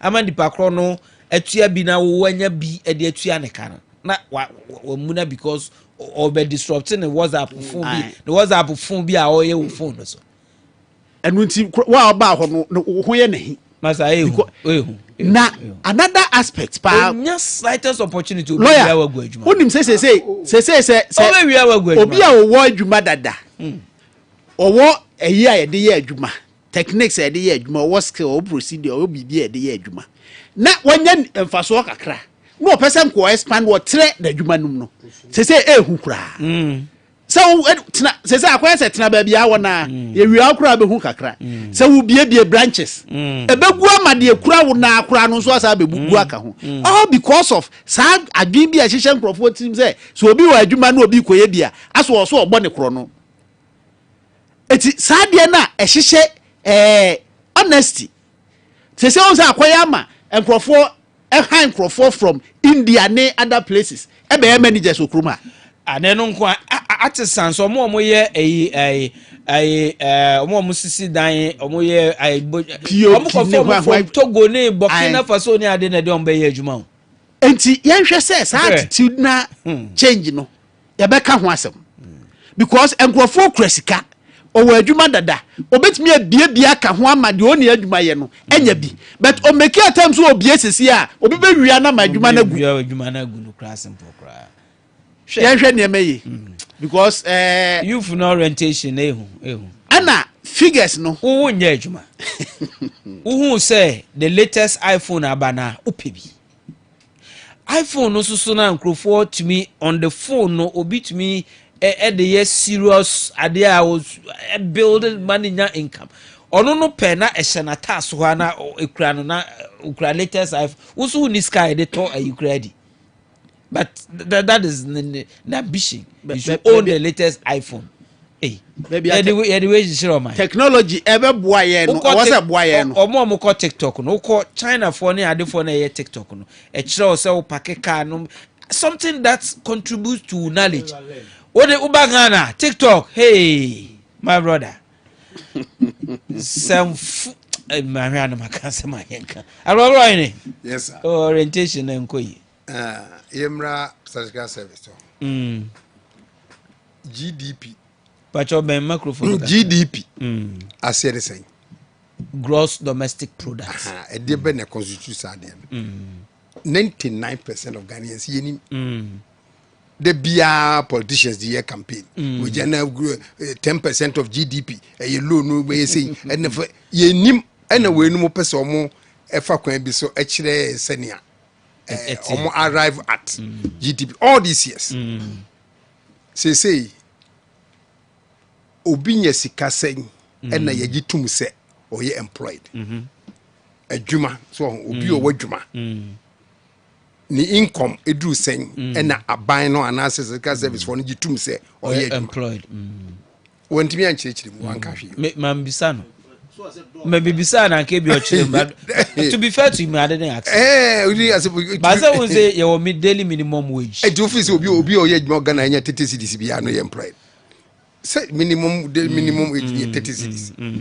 Ebetumi atode ye ebetumi ayode. Maybe a bit less than that. Yes. Me hear say ebetumi ayode nti ono no obe classify so ye den. Say am no to any free cocoa growing area see. The bia no say most of us Ghanaians are farmers. Say cocoa farmers wo ho say. Metimi aka cho say CMB employees yard those ones in cocoa farmers. Cocoa is true. So nti oba no be na what ni omodie inflation. Wahan basket no omo esisa ne manegumo ene bi omo pe no mo dia gunse kopra kuntwere ne the money anyway and I constitute enti since oma abubae omo nchema aban bi a woye serious use statistical findings e dia budget bi improve the condition of the Ghanaian for almost 10-15 years there be ade dia ba housing deficit 2 million, 3 million, 4 million, a hyper bedroom. A buying or a buying for the last 20 years. A buying ben our RDB towards our accommodation, provision of a dining and your money. So they are not making attempts, just that. I mean, necessarily I attempt. Mr. Chairman, on my year, how long will it take you on some bay? Nay, yet a binomuka, so monk of a figure simra. Oh, here, they be a happy person. Doctors refuse transfer. And so ye was services for the aba. Say population of Mevan say Bompata. Ye be here 10 or 15 beds. Ye be here doctors 6. Just to prompt the planners. Say of course. A dear bear enforcement no to me. Ye transfer or moko baby nas one qua and one area be or when qualai or ni school danya e wo ni nyina ewo ho nenti mo begina mbombo ho sa for hene fine mo de amawie mo de akoma afa na obisa no question obeka stakeholder no but enya no ni duty ni say ogada data ni wie me wona chi o me wona chi me hwa kire say aban ne boka emie produce sa ne mano a e de be na ode ye so no be ye obeye we generating data na so quiet obeye serious aka kire say ne aban no asede no or catch it say stakeholder for the betray. Because is it also not the case say ebia ujama aban ko a empempi no aban na akoye the executive no ko but when you have a stakeholder broader consultation ideas no ba private sector and all that we are statistics for statistics in school for no no be use their answer exam question now in natural sense me person me hu ni impact you they provide source data for policy making use you me hu an say aban bia use the creative constituency tem bia no be the beba no population census no ya de ne beba no we nim sa ayi automatic me enyem nwa say e be do 2024 be to aba no so no the 10 years bia we are enjoined by law to conduct census and good minka say kwa mfa so ne no na ombegina so constituencies yatiti bi afi ansane ya to aba si ye kan no a enso wo be ka chi say doctor Foni ho doctor Foni wa ye dom ko ha no masan afi bi e beba abanu meki bi bia se enye no nti na yen asoman no yetumi nya akokoduro ka say country like Ghana, why do you need more than 275 MPs? Why? Country like Ghana, why do you and that technology, digitalization, where baby, do you need more than 275 members of parliament? For what? And this is also a na manica. We say ya could draw so minimum but say who could ya can say based on the census creating more consensus Ghanaians should be able to say this ceiling is enough. Where are we going with this? I know the number when the release of statistical service figures and na me example say tembiania bano instead of being implemented near maybe a huiano. Ni omo ya na say census of babon tempe near to constituency. And so census about all building deficit for all these years. Ye ni teacher ni udene ko bia or semenko doctor udene ko bia or semenko baby or hospital kwa unya bi nkom ni ade no so de. Omo nya ho hwio. I'm not trying to tell you say emraso say we say ye increase and say me increase but e bi no but ne be benefit ono mo de on be pick wom sisi a e aba beboa nenso no nye eno ne adekonti a we no ye omo ye the prompt ska na om from say national economic planning commission yeah and NDPC very good when na efidium pa the necessary information also almost the advice but no mo crazy say atonso mu sheda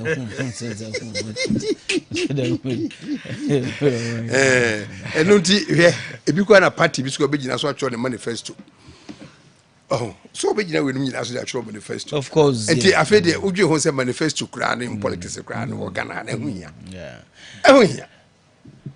because sika wo de be no afi na ba be pre ko bobosia na ko lela su no but ideally we should have a defined national policy within that no be na ya nanka e be pone ho the manifesto and all that but anyway but Olande ana me corner now na magina junshire on this one and then and na statistics no any employment no e ho yi ni hwe first media minim say ka woko labor officer ope bibia obenya ye yemrante na yenyin obia ko labor office ko gi labor card into coming out with this you know enya din any labor officer obekoda enkofo ada bibia ni wo ya sori kwa po enti age say we num kofie e ko bise obi say o chi gari ana say wo ye mpotopoto ana sana ade be na bidi I mean ni nyina no any de be anyway mami kona na afala ya kaka meka o yes amira honestly say report we say babontin the question we say what next because we say Ghana had according to GTech there were over 100,000 over 100 number of institutions tertiary a trainee school for ma omu ewie babontin Nooks reports over 100,000 number of people are graduating every year. Papa. And the young fan say, sir, number of nipa we a school. or mine edwuma it me absorb 10% out of the rest. So 90% na aka no omukoi. It's a report to be say Bible ntia. The next question from me and me busa say na nka papa me nya no a. Busa na say omuye nhwemu we no. This is the report. What was the issue they were able to profess? Do you have a copy of the report? I have a copy. Read it. I've gone through. I've gone through. But the next question is, almost was say, we be a friend consultative assembly or whatever. No, stakeholders. Stakeholders. That's the word I will use. Stakeholders meeting. Now you will say, stakeholders, you know, you're free money, you can't answer. Who discuss? We know. So more there. I'm not.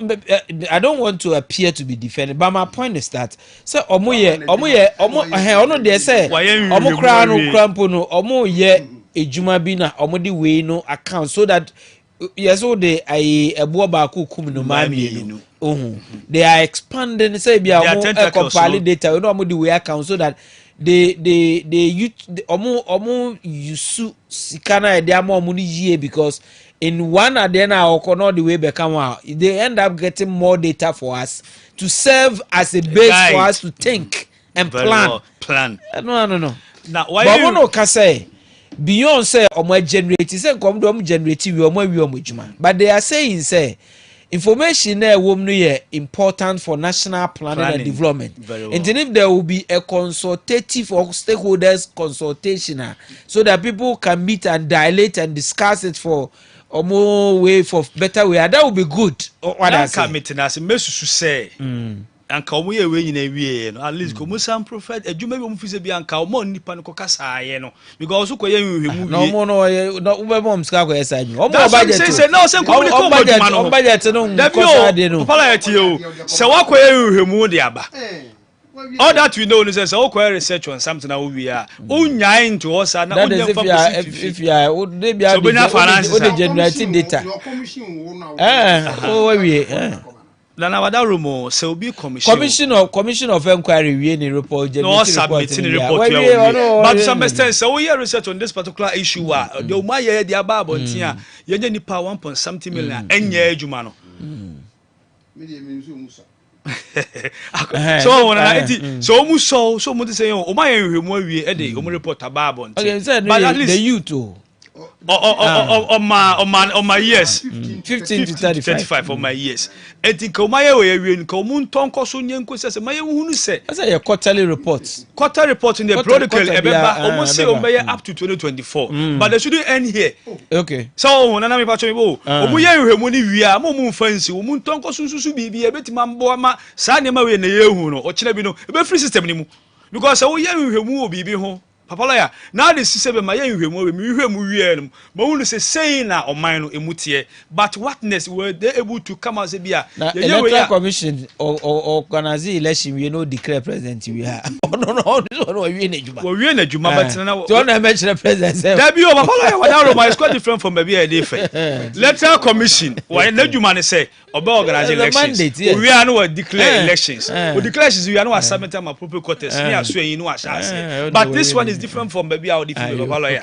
so what they say because why nhwemu awie what say on my nipa do say na enya adwuma enti wasusu say mpanifo bi ntena se ne emfa adwene that's good but from then what next my nine to us a fine but don't know as institution that be also representing o man no and this be an finances and as be budget e dey ama wo mu no e na enso sa adwuma na e bra so say betima ma mu more budget and as be finance but adwuma so na say be boa ma o man ni nkan kwa animu na wo kire bi ni hwemu a we take the report serious anyway that's what I'm saying media is discussing this week next week that's what I'm saying say ensese man ne so hwa because ye hwemu wie na o ja to wa dia say the bia na ye nkrata gu schools ma uko university researchers students na ye no e tad dem mfuturo obo ho no we afia ko before na ye plane and nam soro no ebi no report mfuturo obo no young girls na aye plane and nam that's what I'm saying say my yen nhwemu mfa report ne to them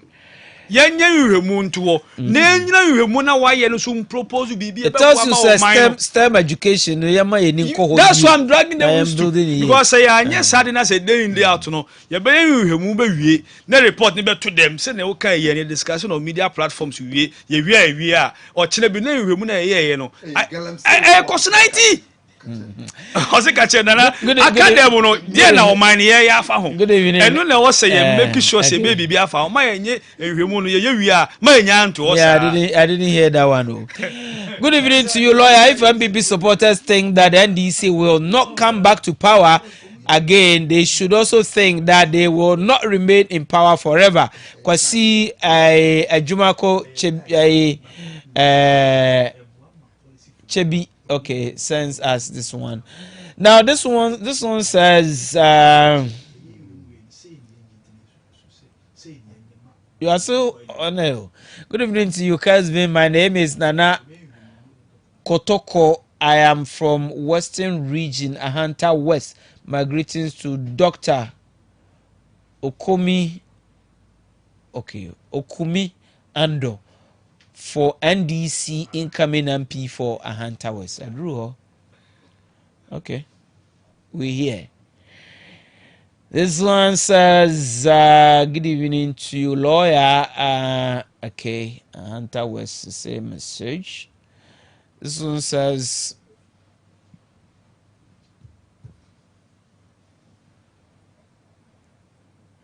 good evening to you, panelists. This evening you're doing a good job, but the reason why NDC is trying to bring former President Mahama is that they have been staying for a opposition for a long time, and all their money has finished. Now all the money are with former President Mahama. This is obvious from Prestia. Obvious from Prestia asema okay in brain.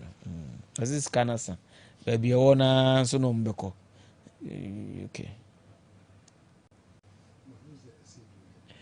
Now this one says, well, good evening to you and your panelists. Okay, the money finish wahala thing, the same thing. Okay. Gregory Obuase saying Gregory Obuase say good evening to you, lawyer. I think is enough for former President Mahama. It is not him alone who has knowledge to salvage Ghana problems. He should give other people a chance. Hey, if Mahama hear this, you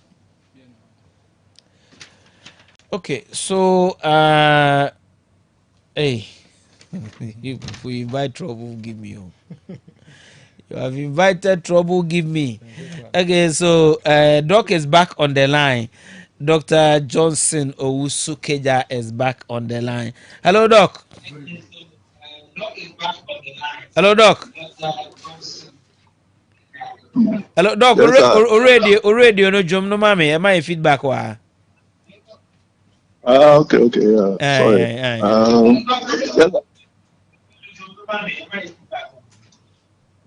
Yes, it's right. Okay. Now, hello, Doc. Yes, sir. Hello. Yes, sir. If I come to Yes, a clarification, B. Yes. I think the conversation is interesting.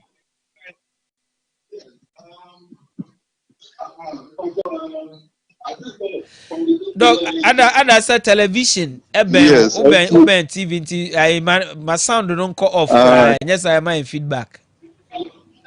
Yes. Kill the sound cry. Okay. Yeah. Okay. I'm enjoying the conversation, but I have to say that is the essence of the report. Even true. It doesn't say na report no. Say now enka them. But before member ho no na ba ko ka say as a report, yeah, and one said the other two was but you tell me, person, me buy yes, in all our reports, say, yeah, the report to be able to go, yeah, try say, yeah, my recommendations as to what, in our view, we think say, yeah, a double one. But I don't know now, but here, over Kaya, now make say, sometimes the command say only one side. Echo can be a na the whole kind of on the ground, no, about implementation, then blah. And that's why I talk about the stakeholder consultation. And of course, because this is about labor, the lead institution, in our view, should be the Minister of Employment and Labor Relations. And then we will say the National Development Planning Commission. And these two institutions, we think, could lead and bring on board others so that they are going to ever to know. Listen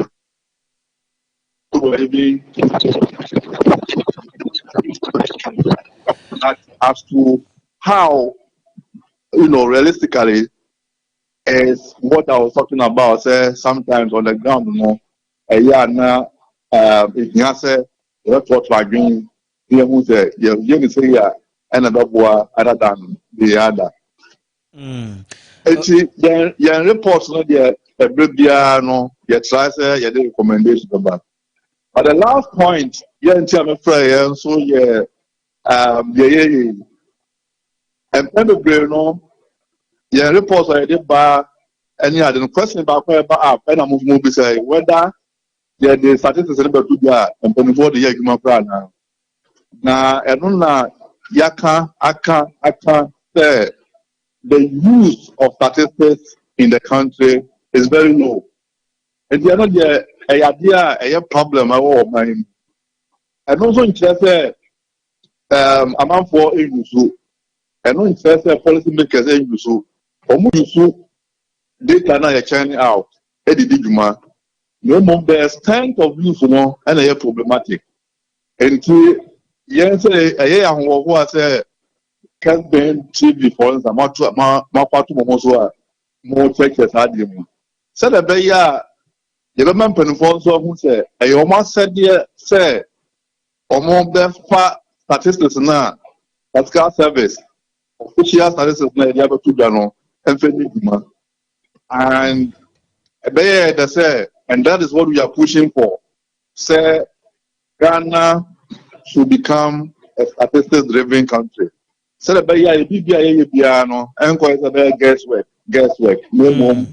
It will be based on whatever decisions we take will be based on quality data. Thank you very much, Dr. Keja. I will clarify a point, and I think that he has said it all.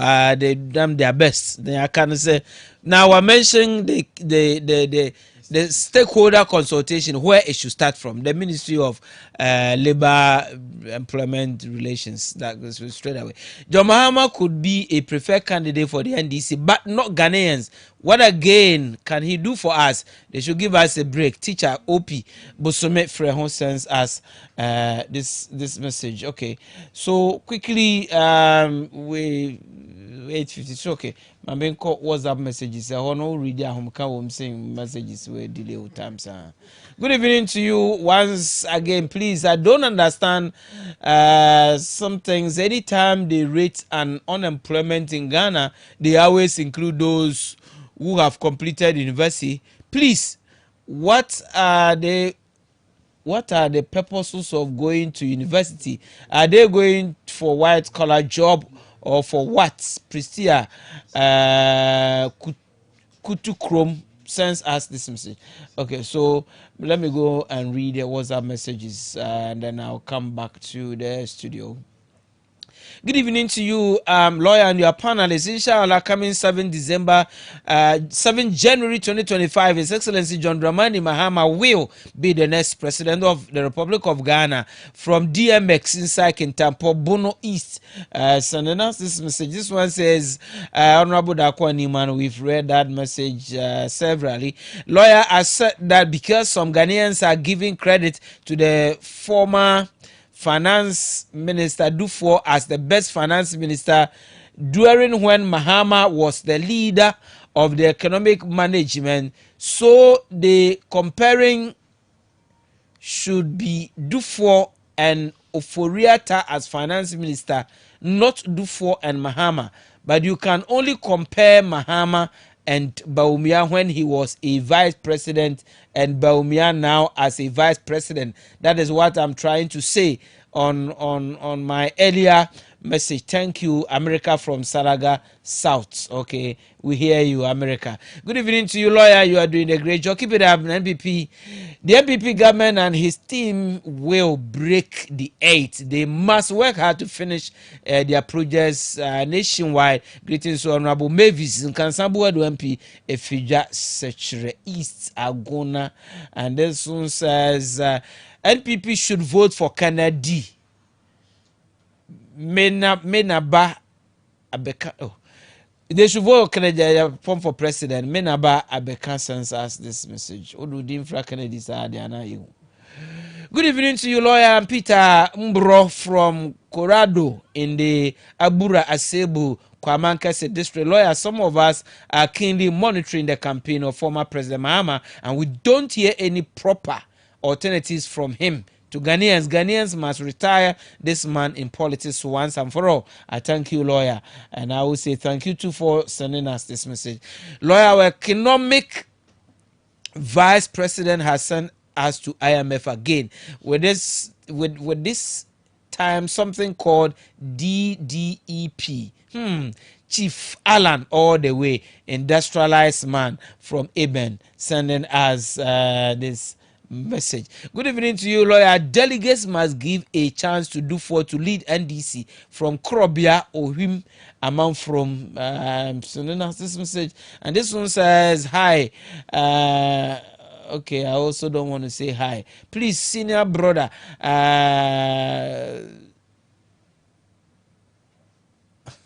Okay. Prayer said the whole family saw wrong place. Oh. Yes, Lord, good evening to you. I believe MPP need a new face to lead them. Someone who is not part of Nanado's regime. I wish Honorable Francis Adainimo should be given the chance to lead MPP. That man is honest and humble. Dr. Kwame Sapong sends us this message. Okay, thank you for your message. Good evening to you, lawyer. But what Ghanaians need is factories to produce our own foodstuffs and crops and not apps. We need morning, afternoon, and evening shift for everyone to get job. Nana budget. Okay, I get you, Nana. I am Prince Juaso Alankash all the way, he says.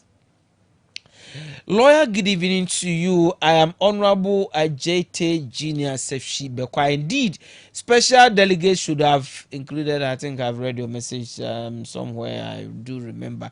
Ghanaians give MPP the throne to know the caliber of people they are, but not their credibility. Mahama all the way. Osman from Zolu sends us this message. And this one says, Ajambori Baba Riamua say, for the economy, it has broken down completely because of mismanagement, unnecessary spending, corruption, and incompetence by Nanado and Dr. Bawumia, he says. And this one says, good evening to you, lawyer. God bless you for the good work you're doing. JM all the way. I am one who met you the last time at Boulevard, Cholu. Okay. Oh, that place, that place, they don't sell single motto. They sell only clothing, and they have good stuff. That's all. No single malt matter over there. But the background of the prayers in the please, that one there. Open pay be able to do the farm, so wrong place. Okay, so this one says Lawyer, good evening to you once again. Please, I don't understand some of the certain terms. Anytime they rate unemployment in Ghana, they always include those who have completed the university. Okay, so Obi University, maybe I'm fan on. Okay, we also have a point in there. University education once you're done. Okay, oh, the time is almost 1 minute. 1 minute, I can dash you 1 minute, and we are going. Now that's about 1 minute. Your final 1 minute. 1 minute. Our time is up. So soon the time is so. Lawyer, Don't send message. My dick can't catch you because one time I saw I can't read in Pacho. Nana. lawyer, Mecha Obia. Oh, yeah, Nana Chiobia. I grow crying.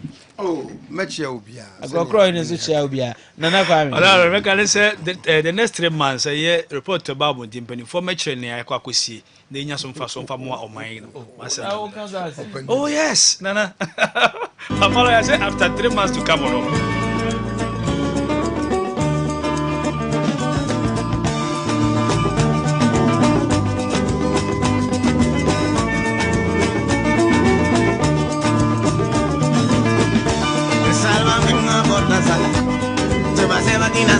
Me de Macau, heaven, Hopa, say beer pa, Ubenya Bianom Lalai. But you can enjoy your chilled beer here in Ghana. When the chilled beer, I must enjoy you because heaven there will be no beer. So thank you so much, the producers of the program. Equia PSC Asare Bediako Yao Pages Nana Prempe Eja Bonsuso and our Crabibia and the Mai and Sue Ejina had and then they were just Bibia Makano DJ Sims I can't cry. What's the point you're listening by me? Don't blame you. Okay, so the man is in the house. Thank God somebody has stolen that laptop. Hey, people crossing the wedding you to me create laptop. Okay, so God willing, next week there will be another edition of Democracy on Kessben. Macram, enjoy the rest of the evening.